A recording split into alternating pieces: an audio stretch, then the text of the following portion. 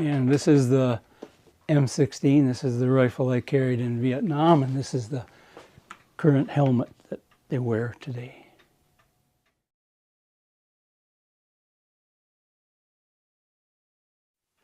This is a helmet from a fighter plane, and this was the leather jacket, and this part hung down here.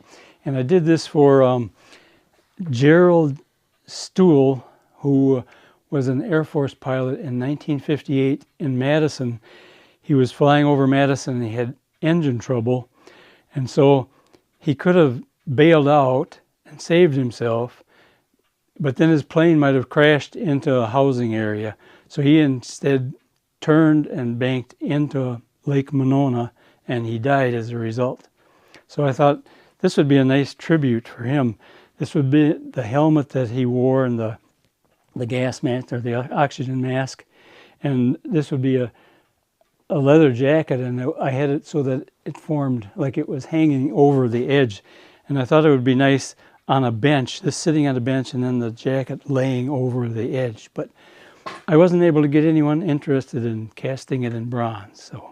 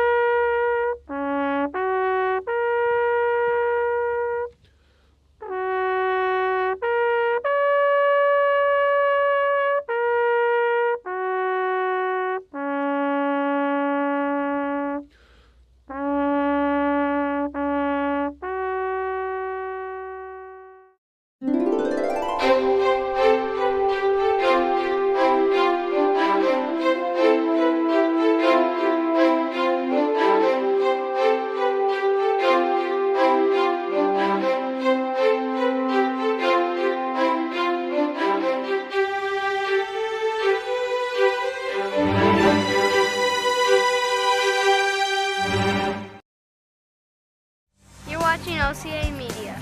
You're watching OCA Media. Excellent.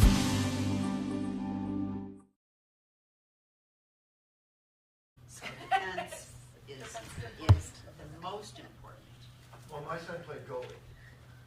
He's the last one. I was the sweeper. My son was the sweeper. So I appreciate.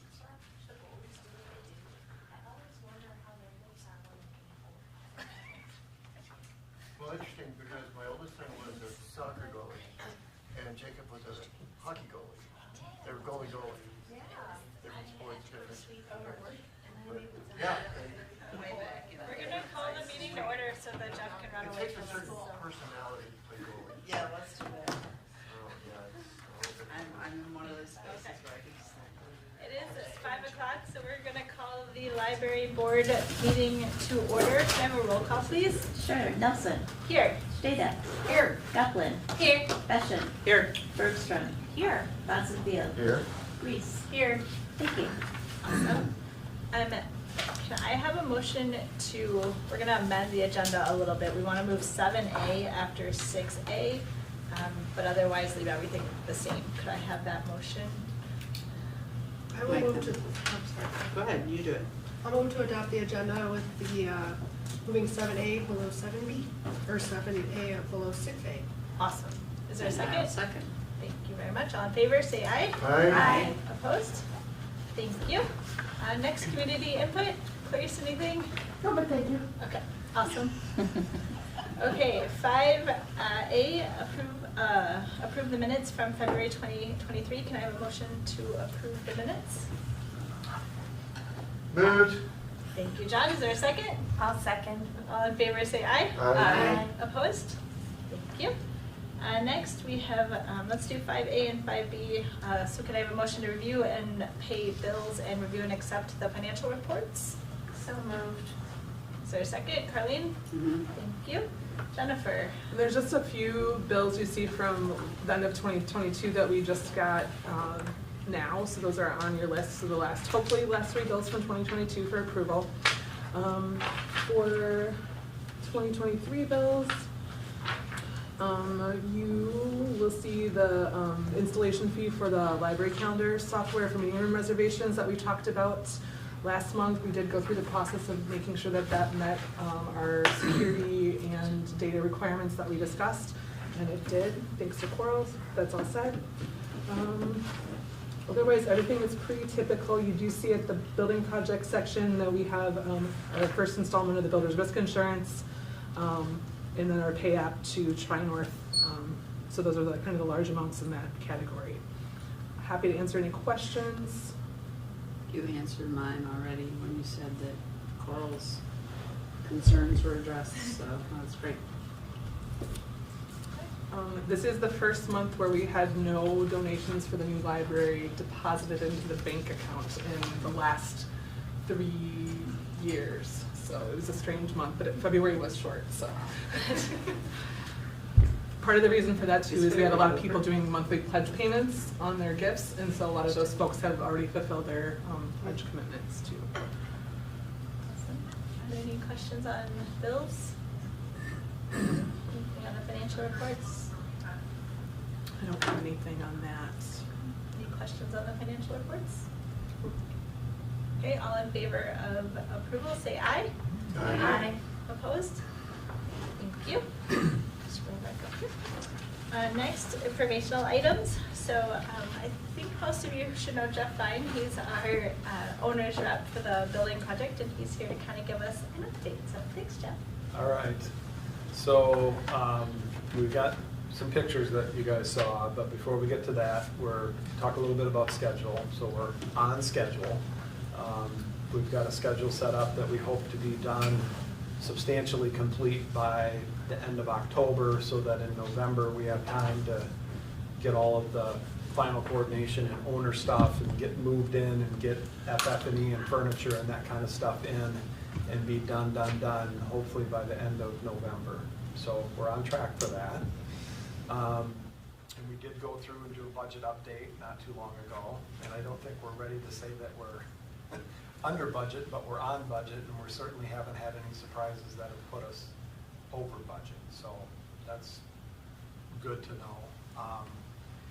I would have expected, unknown things on a construction project typically are underground, and we're done with all of that. So for the most part, the parking lots have been built. They're not up to final grade, but they've excavated and been into that soil and know what's happening in the parking lot. They've got the stormwater ponds and things that are around the site roughed in, and then all of the concrete foundation work is done. So where the footings sit, we've been down to that level.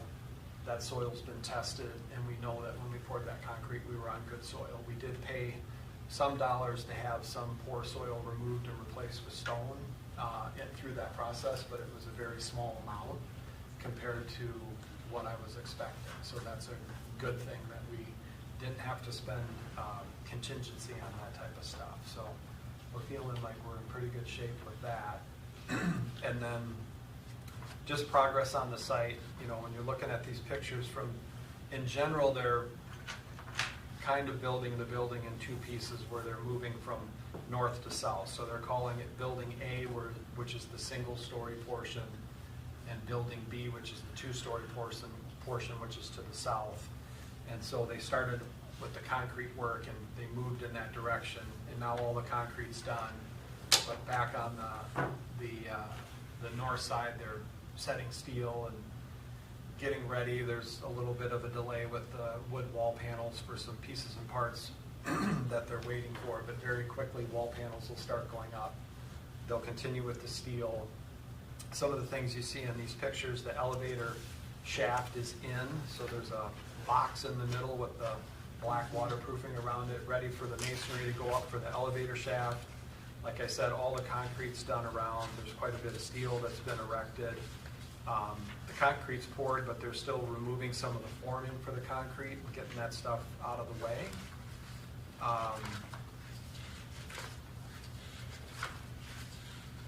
And then there's certain masonry that they need to go up, like one of the pictures shows the corner of the building. You see two door frames sticking up in the air where they'll eventually block around those, and that'll be a stair shaft I think that's it. The main electrical transformer has already been brought in and set, and we have live power to that. So they'll be using permanent power for construction for the rest of the project, and that's ready and in its final location and ready to bring power into the building when the time comes for that, so. That helped get rid of the temporary generator that was causing some of the noise for the neighbors, so they did that a little sooner than they would have otherwise. Are there any questions about what's going on out there? Go ahead. Has all of the geothermal been installed? It has not yet, but they'll be working on that soon. I haven't heard if any of the drilling has gone on. Do you know, Jennifer? I don't think so. I don't believe so. You will see a really tall well driller out there when they come to do that. Do you have a proposed timeline for that? We haven't asked that question We yet. know that one, we can ask, I can ask, and I'll let you know. Because my understanding was there's certain things that can't happen until it is in. Well, we want to make sure that it's not conflicting with us building the rest of the parking lot and That was things it. in that area. Right. We're, Okay. we're in good shape for that. What's happening now in general, which is kind of a mind-numbing process, is what we call the submittal process. So we told the architect what we wanted, the architect put it on the plans, we took the plans, we put it out to bid, the GC took the plans and gave it to a bunch of subs. The subs priced something, and now the subs are giving back to the GC, well, here's what I think you told me to price. General contractor. And then the general contractor takes that and looks at it and says, looks good, and then they submit it as a submittal to us, so we're like double checking everything that we specified before. So you go through this whole process, and at the end of it, we say, yep, the cover for the light switch is gonna be white, and then we got that done. So with every little thing that you can think of in the building, we go through that process where, structural steel, every single piece of structural steel has to get drawn, where every hole is, all of those things. Gets submitted, engineers look at it, approve it, it gets made, comes out to the site, gets put in place. So we're kind of in the middle of all of that, like double checking every single thing that's gonna go on. So you're very actively involved in participating at this stage? Yes, well, just in Jennifer and Jenny and all of us meeting weekly with architects and engineers, just kind of getting through all of that stuff. Hopefully in a few months, we'll be through all of that. Everybody knows that their stuff's approved, then they go buy their equipment, mechanical equipment, light fixtures, and all of that stuff gets bought. And then while we're building the structure for the building, all of those things are getting rounded up and, scheduling delivery so that it can land on the site when the building's ready to receive it. So some of it is kind of urgent. Other things, we can take our time with, but trying to figure out what needs to fall in right in what place, so. Thank you. The pipes, can you tell us, I think it's the plumbing risers, I don't know what the picture is, Carla wants to know Right here, this one, what they are. Are those the plumbing risers? it's near the back. It's either plumbing or gas. We don't have gas. So we don't have gas. I'm like, Yeah, and it's probably stubbed into the building where the geothermal maybe is gonna come in. Yeah, that's what I'll I have to look kind at of it. looks like to me. I think it's more in the. I think it would be on that end of the building. When I saw that photo, it kind of led me to believe that maybe geothermal was laid in. Well, that means they No, run I the think pipes they and needed then to they get drill it through the foundation and stubbed in, Yeah. in the place where they The put part the where it's gonna concrete, come and into then the- So they can hook it up later. that'll all Yeah. get hooked up later. That makes sense. Are there other questions? It's exciting. Okay, well, I apologize, I am gonna seriously run right out of here, I double booked myself, so Thank you for coming. I'll try not to get a speeding ticket. The other thing I do want to mention too is the story walk that got sponsored. Jeff's working with JSD to have them lay out the locations and working with Public Works to make sure it's mowable and snow removal works with it. So we'll have that planned really nicely around the walking biking path loop that goes around the library. Will have the story walk on it. So that'll be Cool. nice. All right, awesome, thank you. I'll see you Thanks, guys later. Jeff. Thank you. Thanks, Jennifer. Thank you. Okay. Next, we're gonna skip to 7A, discussion of possible action items. So we need to establish a nominating committee. Explain. Yeah, Per our bylaws, we're supposed to establish a nominating committee 3 months prior to our annual meeting, and the nominating committee is charged with putting together a slate of officers for our president, vice president, treasurer, and secretary roles for the board. Historically, Kyle and Carrie have done that for the last 3 or even 4 years since I've been here. So we are looking for folks who would be willing to do that. In the past, you guys have probably, many of you probably got an email from them. I don't know if it was a Google survey or just an email asking your interest in serving on different positions, and then they work through the interest of people to try to make sure they're matching people up with positions they're interested in, and trying to make sure everybody's feeling included and represented. Does that match? So we need 2 people to volunteer to do that if anybody would volunteer. When would the bulk of this happen?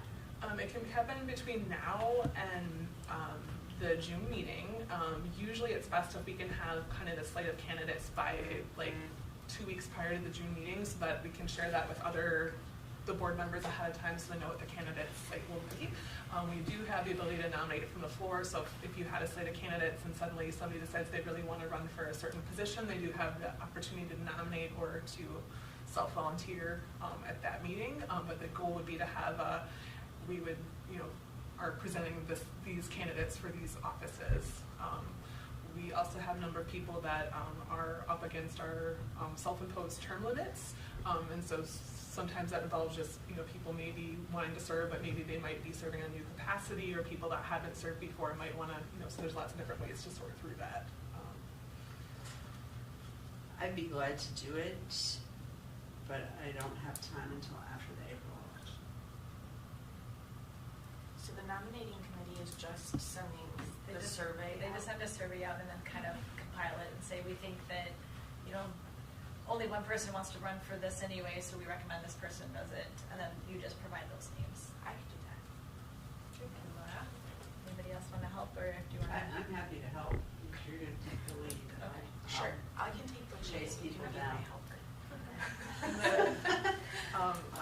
The current slate of officers is at the bottom of the agenda, and then I can help with any way you need. So if you need to know, I can let you know who's been in a certain position for a while with related to term limits. We do have the ability in our bylaws to override term limits as appropriate, but we can talk about anything you need from me. We can make Jenny be president. So, do I need to make Can't a talk motion? about this now. We should make a motion to establish that once. Yeah. Okay, can I have a motion to establish the nominating committee of Laura and Carlene? Moved. Is there a second? I'll second. Okay, all in favor say aye. Aye. Opposed? Thank you. Thank you for volunteering. Didn't give you a chance to discuss. I abstained. Yeah, I was like, do we vote for ourselves? I Yes, don't you know. can. It's totally fine to vote for yourselves. Awesome, so that was our only action item, so we can go back to a few other committee reports. The personnel committee hasn't met. What I would like to do though is to have a personnel committee meeting in the next 6 weeks or so. We have a request that we had last year to add additional staff for the new library that we'd really like to support and make sure we make a good case for that this year. So I'd like to meet to discuss about that. And then the director evaluation is usually sometime in the summer, so as long as we're meeting, we'd probably talk about that at the same meeting just to make good use of our time. Awesome. Okay, library director report. Alright, so in your packet you have a director report that I did not bookmark in my packet, so it'll take me a minute to get to. Page 16. Thank you.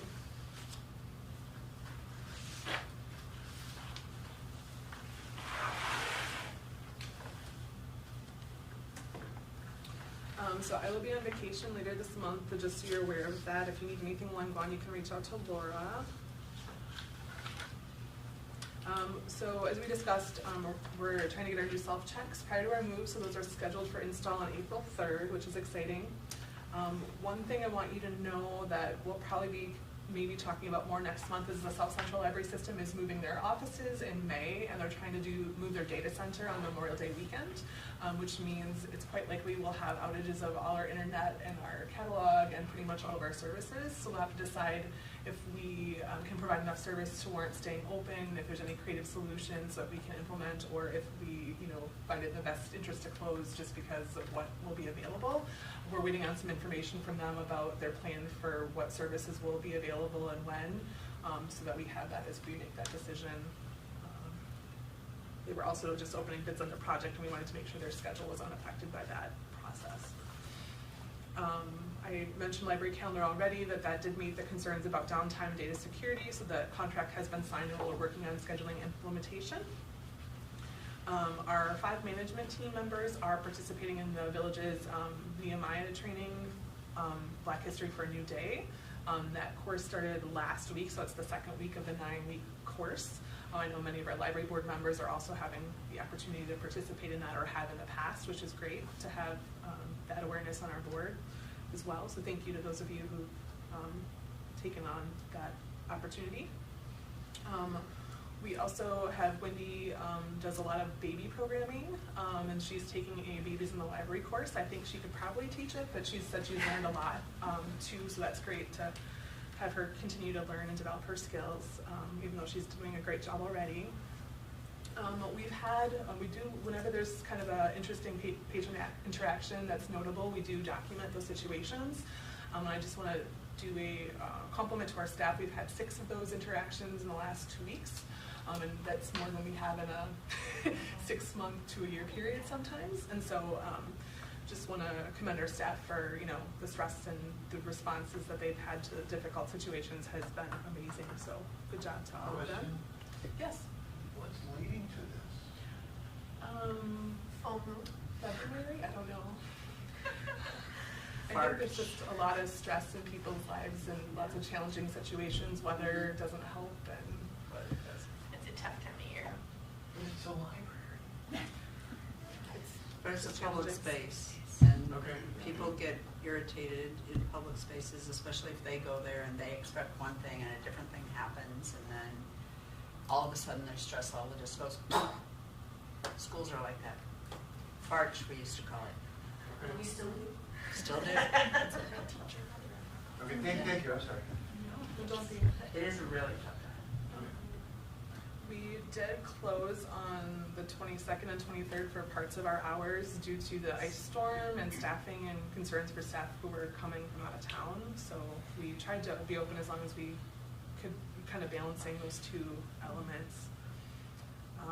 For the building, just a few things that we also met with TICE to try to talk about the donor recognition wall to get the ball rolling on that process, and then also to have them, we have a small amount in the budget set aside for some special, maybe a nature wall or graphic wall, maybe some directional wayfinding signage. So we're hoping to have them give us kind of a la carte items, so depending on how much money we end up having available, or if something's really cool, we could perhaps raise money for that particular solution, but to try to have it really well done. They did that at Wanakee Library, and it's amazing. So if we are able to do even a quarter of what they did there, it would be really exciting for our community. Did TICE do it here? Yes. And then Jenny and Jeff and I met with Omni today. They're the subcontractor for the AV systems, card access, a number of systems, and so we went through the systems for that. So we're really trying to make sure everything really meets our needs, and then especially the systems that affect patrons, that our patrons would be using, want to make sure that it's simple to use and it works the way that we want to facilitate their use. And that's nice because Omni's a local company here to Oregon, so it's nice that they'll be literally 2 blocks away providing all these services. So Yeah. that's awesome. The Village Hall will be relocating in April, so I don't know if you guys have heard about that. One of the benefits of their move, they'll be moving right across from where the new library will be, which will be nice proximity for us to be together. And one of the other things is our new facility will have a community room that they'll have available for rental starting in May, and so that's right now a thing that's hard to find in the community besides the senior center space, and so I think a lot of community members will be excited about that. Which will also complement what the library will have available. So that's great. That's all I have for the report. You also, I believe, have a calendar with our March programming. Tomorrow evening's program may be canceled depending on weather. We'll decide by noon and email all the registered participants so that they know one way or the other. And then I'm kind of grouping items together, I'm sorry. No, you're fine. Go ahead. It's all your library report, so.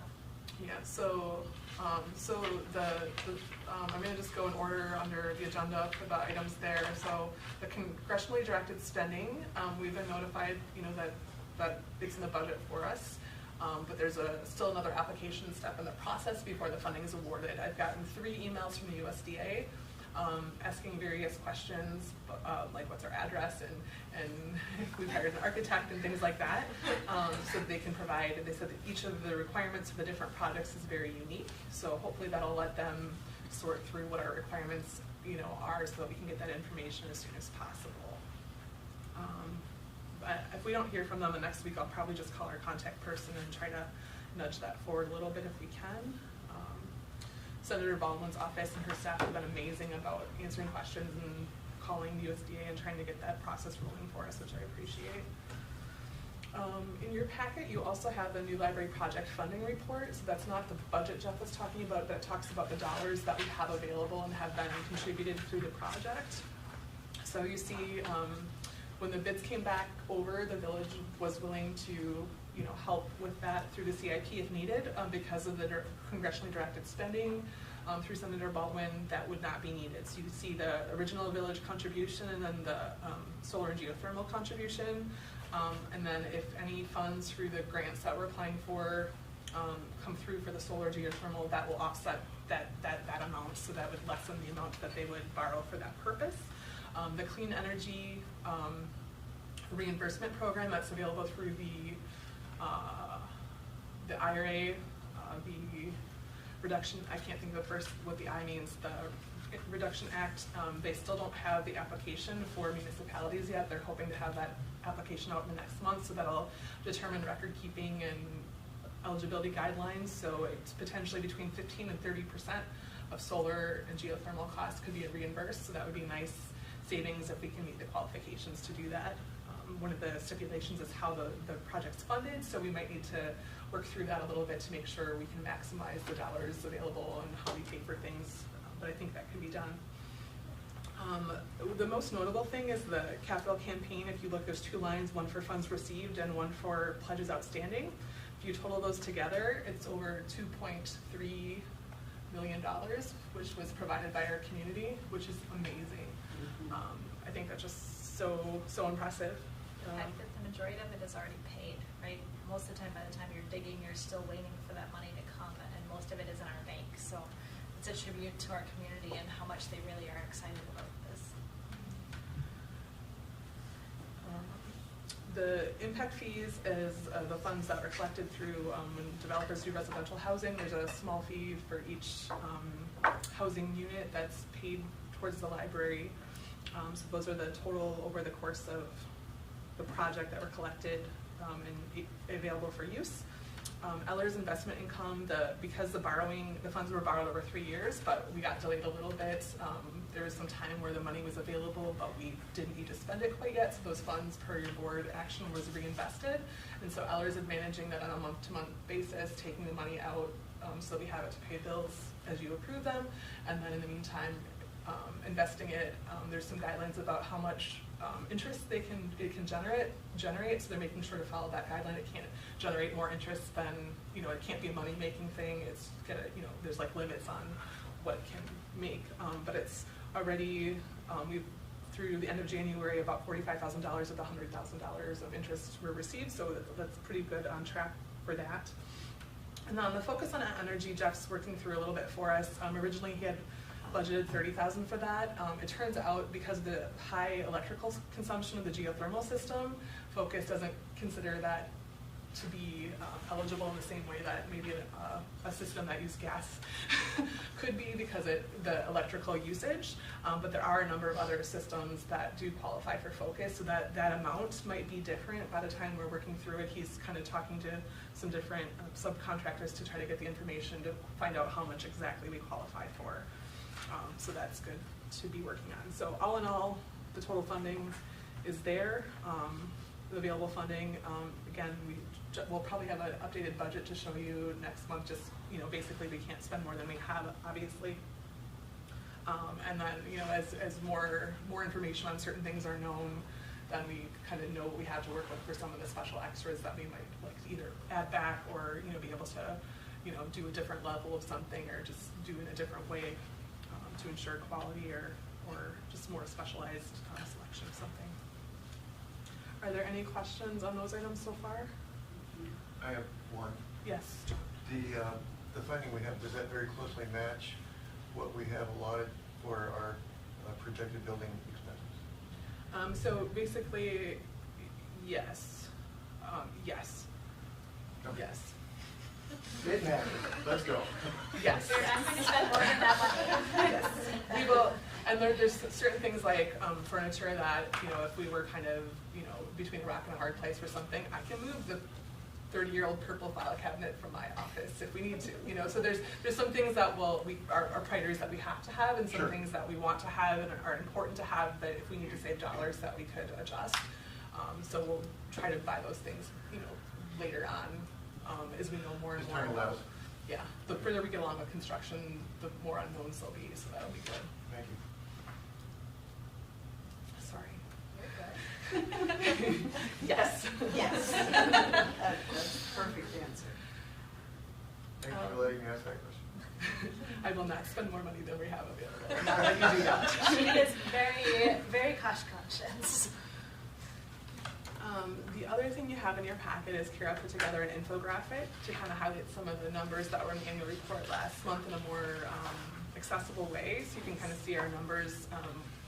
The first one is circulation. You can kind of see our numbers decrease significantly in March of 2020 when the pandemic hit. We were closed to the public entirely. Then we started curbside pickup services. And then each year since, it's rebounding and going up. We're not quite back where we were before the pandemic, but we're getting busier and busier each month.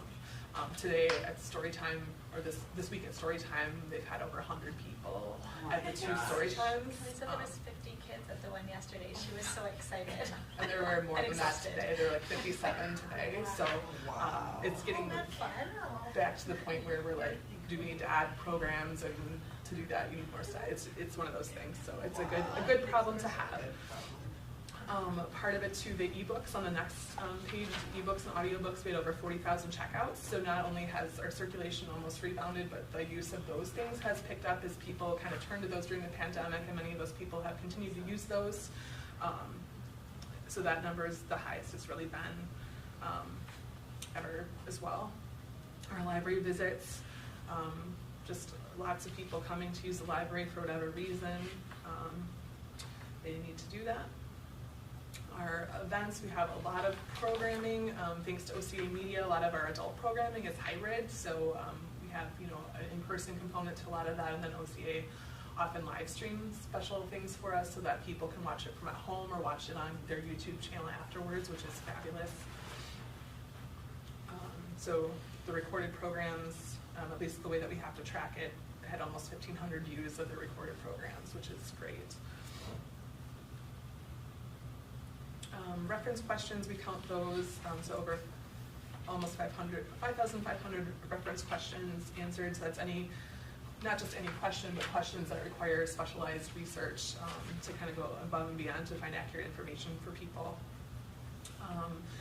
So much of what we do is outreach and partnerships, and so Kelly had over 28 visits to 4K sites, and over 622 attendees at those programs for young learners. We also have a delivery program for folks who need delivery to their homes for a variety of reasons, or to one of the local assisted living facilities in the area. We have that, the participation in that varies, but for those people that it's important for, it's very important. So it's a great service to have available for people. We also have 7 notaries on staff, and so we have notaries available most of our open hours. We do encourage people to make an appointment for those services, but that's kind of a growing service as more people learn that we have that available. We've been adding notaries over the past couple of years.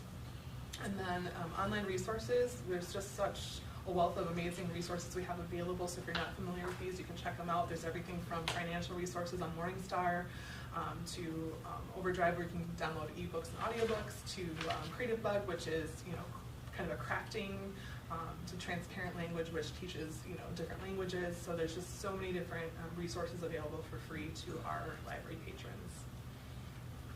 I'm happy to answer any questions. Otherwise, I will move on to the strategic plan item.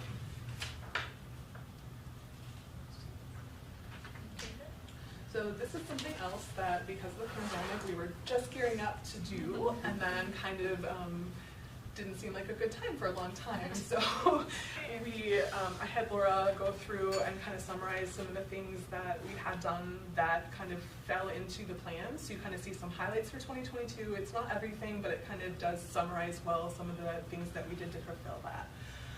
For 2023, we're really focusing on that a little bit more strongly, and so we'll do quarterly reports that will, when the managers do their department reports, they'll be indicating things that are working towards our strategic plan goals that'll help us and the staff and the board be more aware of those things, and then we'll be able to summarize that at the end of the year to communicate that to the public and staff and the boards, what progress we've made in a little bit more accountable way than what we have been doing.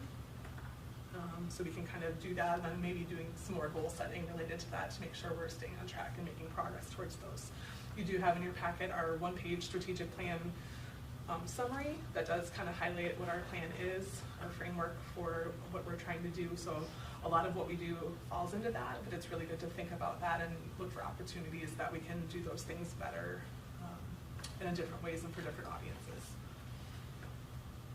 Special thanks to Laura for working through that for us to help make sure we're looking at that regularly.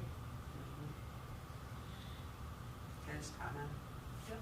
So I love this, especially looking at the core community priorities. It just speaks to a commitment to diversity, equity, inclusion in our village. And the library is such a core part of the village and one of those places where it's really important that those are high priorities. And so I appreciate that very much. Thank you.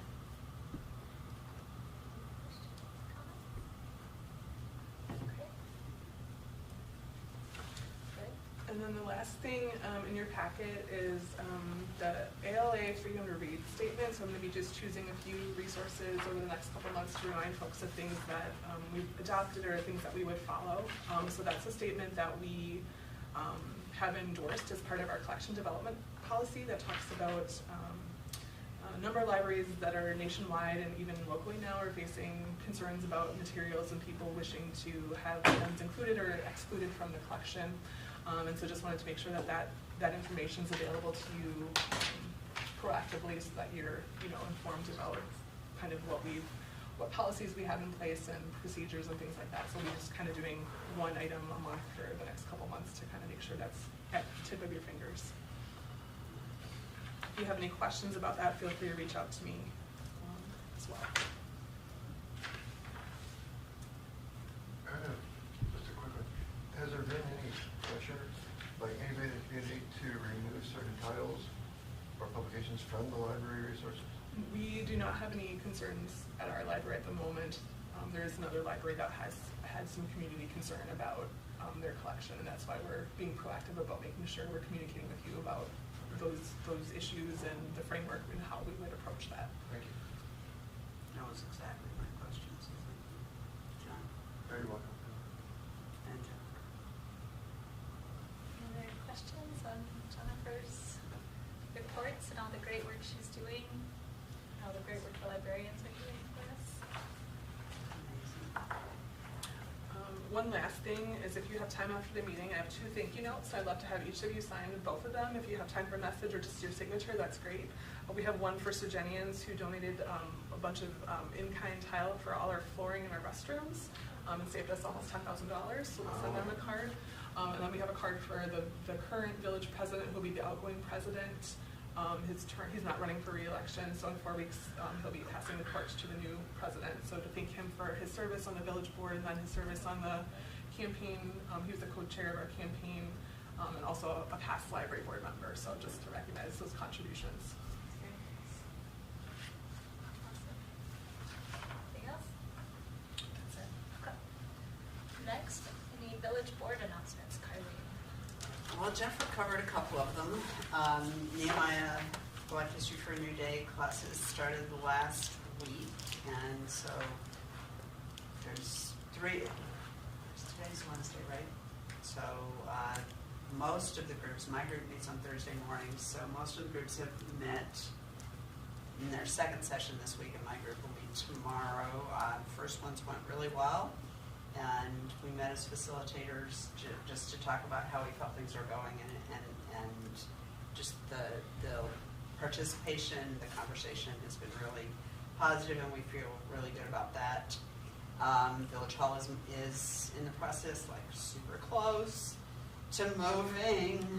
I'm excited about that. And then, just so you know, tomorrow evening will be the public workshop, the first public workshop in the new comprehensive plan, the Park and Recreation Plan. So that process has started. Last week there were focus groups that met, and this week is the workshop, and there is an online survey. So I encourage everybody to complete the online survey. It closes on March 22nd, so make sure that you get your thoughts in on that. And then, of course, anybody who can come to the village board to talk about those things. All of those things are weighted equally, just so you know. There's the focus group is not weighted any more highly than the surveys, which are not any more highly than any of the public comments at village board or park board meetings. We did have an extensive conversation on Monday about the water rate increase. Just so you know, the water rate for the Public Service Commission had not been reviewed, and the simplified version had not happened in 12 years, and the full comprehensive review had not happened in 19 years. So there is going to be a substantial increase in water rate fees, and we talked about lots of ways that we could try to make that as equitable as possible, and it came down to, at the end, that what was suggested is probably the only way that we can do it. And I had quite a conversation after the meeting with Matt Dregney about just the way all the codes are written and everything happens. What was suggested by Ellers is probably, our concerns were twofold. One, conservation, and the other, mitigating impact on people on fixed and low incomes to not have just this sudden increase in their water bills. So the hope will be that the way they write what goes to the PSC will be like, these are our concerns, and so this is what we think needs to happen, and the PSC will ask for more information. There was also a decision to defer part of the phase 2 in JC Park just because we are stretched. We're so stretched. And so just on a personal level, personal comment, there's been a lot of conversation, you've probably seen it in the news, about the governor and the state legislature both talking about different ways of revising the calculations for shared revenue and the calculations on how villages and municipalities, counties can calculate their tax levy. Just like public schools, we have this really, really narrow way that we can do things.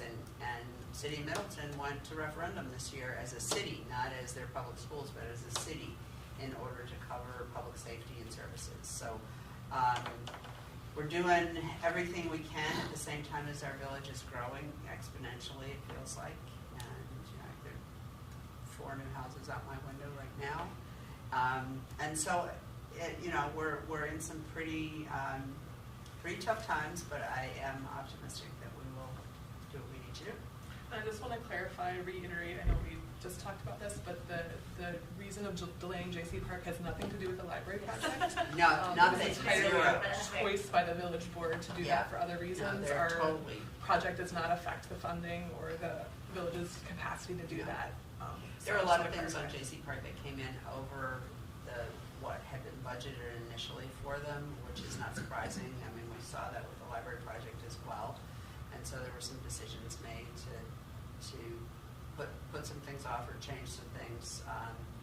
And what's there will be totally functional and will be more than what was there before. It's just not gonna be everything that everybody hoped would happen as quickly as we hoped it would happen. That's the reality of the world right now. Thank you, Carly. Yeah. School district announcements? It is a very busy time of year, and I just pulled up the slide deck we used to highlight good things at the school board meeting, so I thought I'd go through some of those. And the first thing on here is the production of the Music Man. So if any of you had an opportunity to see that, that was so much fun.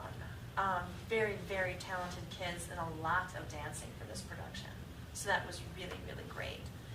2 of our students won national art competitions, so that's pretty darn cool. We sent 6 swimmers to state, 8 wrestlers to state. Our cheer team won 5th in the state. We sent girls basketball all the way to sectionals. They were Badger Conference and regional champions. Hockey went to state for the first time in a couple of decades. We had one of our students earn a scholarship on a Young Artist Concerto competition, and another one who was able to perform at Carnegie Hall. So our kids are getting a variety of really wonderful experiences, and it's always exciting to report on what they're doing because they do so many really cool things. We've also started a podcast, so that's fun to check out if you want to. There's a good one on what's snow days, how does that actually happen? That's a good one to watch. An upcoming one on the student council is doing a formal wear drive so that they can have students come and select formal wear for prom. And the latest one too is a wrap up of Black History Month. So our local artist Desiree Mayo had an art gallery showing and had lots of kids visiting, and so we spoke about that. And that's it. Okay. We are done next. So we are to closing and future agendas. Our next meeting is April 12th, which should be here. Are there any future agenda items anybody would like to add? Okay. Can I have a motion to adjourn then? Second? John? All in favor say aye. Aye. Awesome. Thank you all. Just gonna comment, I don't think Leslie ever says, oh,